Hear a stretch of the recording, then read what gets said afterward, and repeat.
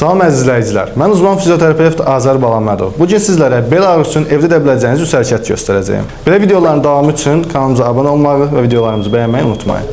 İlk hərəkətimizdə arxa üstə uzanırıq, dizlər yarı bükülü vəziyyətdə, qollar yanlarda, çanağı yerdən qaldırırıq.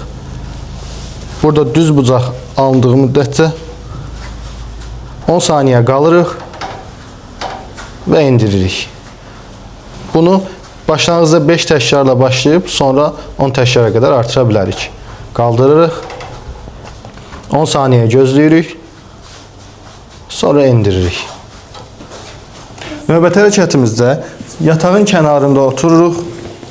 Bu şəkildə bir ayağımız yataqdan sallanır və arxası uzanırıq. Digər ayağımızı tutub özümüzə doğru çəkirik.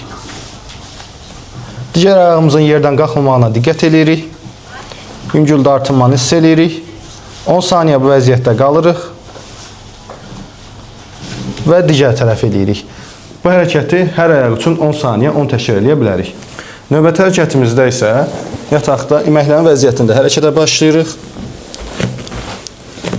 Bu vəziyyətdə çarpaz şəkildə sol qolumuzu sağ ayağımıza uzadırıq. 5 saniyə bu vəziyyətdə qalırıq. Sonra dəyişirik. Sağ qolumuzu sol ayağımızı uzadırıq önə doğru. Bacardığımız qədər uzanırıq. Sonra dəyişirik.